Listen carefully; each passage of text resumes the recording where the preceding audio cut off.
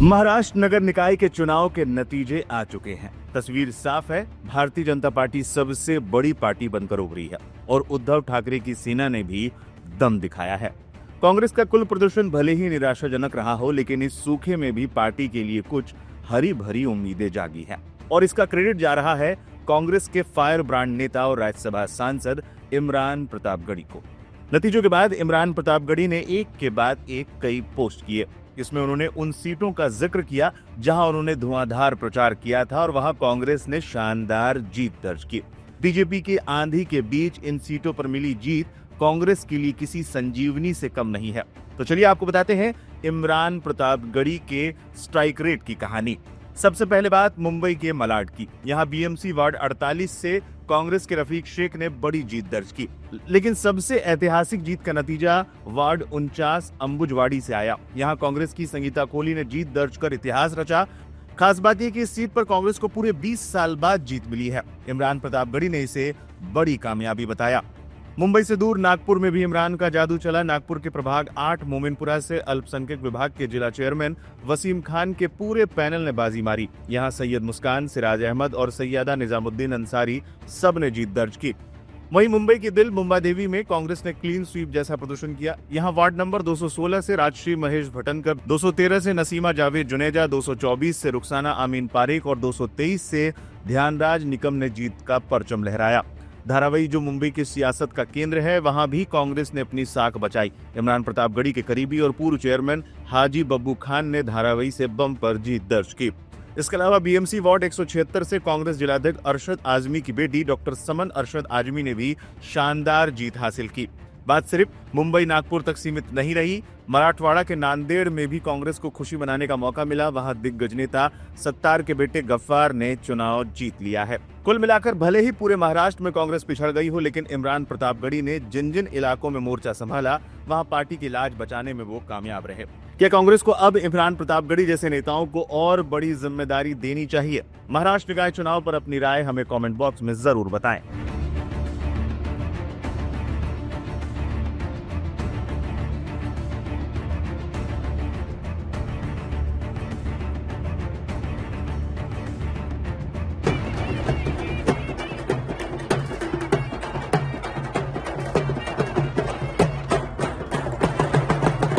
महाराष्ट्र नगर निकाय चुनाव के नतीजों ने कई सियासी दिग्गजों की नींद उड़ा दी है। असदुद्दीन ओवैसी की पार्टी AIMIM ने महाराष्ट्र के निकाय चुनाव में अपने प्रदर्शन से बड़े बड़े राजनीतिक पंडितों को हैरान कर दिया है।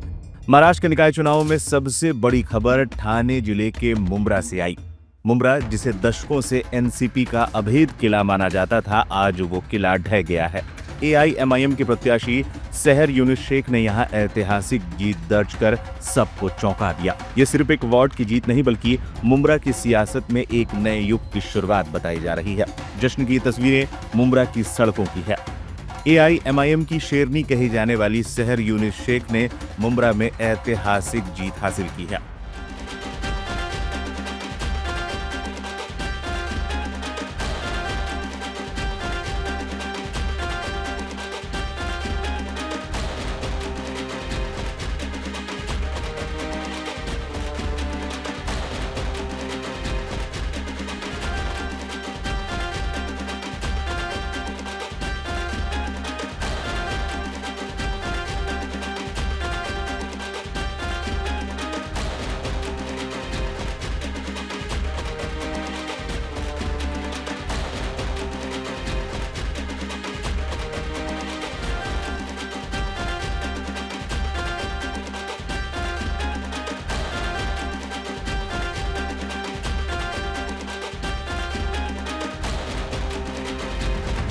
नतीजे आते ही समर्थकों में खुशी की लहर दौड़ गई।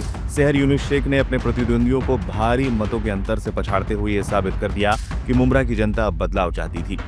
आपको बता दें कि मुंब्रा को NCP और कद्दावर नेता जितेंद्र अहरवाड़ का सबसे मजबूत गढ़ माना जाता रहा है।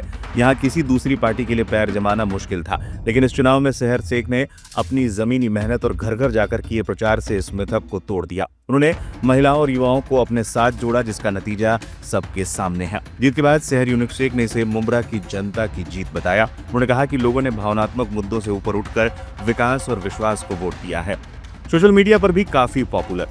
सेहर यूनुस शेख सोशल मीडिया पर भी काफी पॉपुलर हैं। सिर्फ इंस्टाग्राम पर ही उनके 2 लाख से ज्यादा फॉलोअर हैं। चुनाव प्रचार के दौरान उनका एक वीडियो खासा वायरल भी हुआ था। उन बच्चों के लिए सही चीजों का अरेंजमेंट नहीं किया गया, हमारी जमीनें खाई गई, रिजर्वेशन प्लॉट पर बड़ी बड़ी बिल्डिंगें बनाई गई और उसको नाम दे दिया गया डेवलपमेंट का। मेरे लिए डेवलपमेंट का डेफिनेशन थोड़ा अलग है। मैं नहीं समझती कि बड़ी बिल्डिंग्स आ जाए, मॉल्स आ जाए तो मुंब्रा का डेवलपमेंट होगा। मुझे लगता है कि आवाम की ग्रोथ मुंब्रा का डेवलपमेंट है और किसी भी इलाके का डेवलपमेंट है। जब तक हमारे लोग नहीं बढ़ते, हमारे लोगों का दिमाग नहीं बढ़ता, तब तक हम चेंजेस नहीं ला सकते।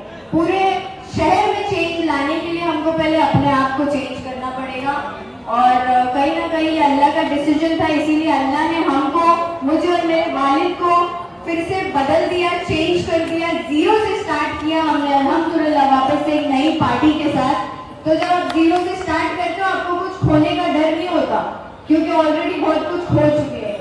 तो इसीलिए मैं आप सबसे गुजारिश करूंगी कि किसी से डरने की जरूरत नहीं है। वोट देना है तो सिर्फ और सिर्फ एमआईएम के कैंडिडेट को देना, और जिस पैनल में एमआईएम का कैंडिडेट खड़ा नहीं है उस पैनल में नोटा का बटन दबाना, लेकिन इन लोगों को एक भी वोट नहीं देना। एक भी वोट नहीं देना क्योंकि इनकी काबिलियत नहीं है आपके वोट लेने की। ये काबिल नहीं है मुंब्रा को एक बेहतर जगह बनाने के लिए। ये बस बातें कर सकते हैं और ये छोटे मोटे काम करके राय का पहाड़ बना के दिखाते हैं। AIMIM के लिए ये जीत इसलिए भी खास है क्योंकि मुंब्रा जैसे संवेदनशील और महत्वपूर्ण इलाके में पार्टी का खाता खुला है। महाराष्ट्र की राजनीति में असदुद्दीन ओवैसी के बढ़ते कद को भी ये दर्शाता है। सेहर यूनुस शेख की इस जीत ने विरोधियों को सोचने पर मजबूर कर दिया है कि मुंब्रा में पतंग का ये उड़ान भरना क्या NCP के लिए खतरे की घंटी है। इस ऐतिहासिक उलटफेर पर आपकी क्या प्रतिक्रिया है, कॉमेंट बॉक्स में जरूर बताएं। BMC चुनाव के नतीजों ने कई सियासी दिग्गजों की नींद उड़ा दी है। जहां एक तरफ बीजेपी और ठाकरे गुट के बीच शहमाद का खेल चला, वहीं मुंबई की सियासत में एक ऐसी एंट्री हो गई जिसने सबको हैरान कर दिया है। बात हो रही है असदुद्दीन ओवैसी की पार्टी AIMIM की। मुंबई के सियासी आसमान में इस बार ओवैसी की पतंग ऐसी उड़ी कि उसने सीधे 4 सीटों पर कब्जा जमा लिया। मुंबई महानगर पालिका देश की सबसे अमीर और सबसे पेचीदा सियासी पेच। यहाँ खाता खोलना भी किसी बड़ी उपलब्धि से कम नहीं माना जाता। लेकिन इस बार हैदराबाद से आई पतंग ने मुंबई में लंबी उड़ान भरी है। असदुद्दीन ओवैसी की AIMIM ने BMC चुनाव में चौंकाने वाला प्रदर्शन करते हुए 4 महत्वपूर्ण सीटों पर जीत का परचम लहराया।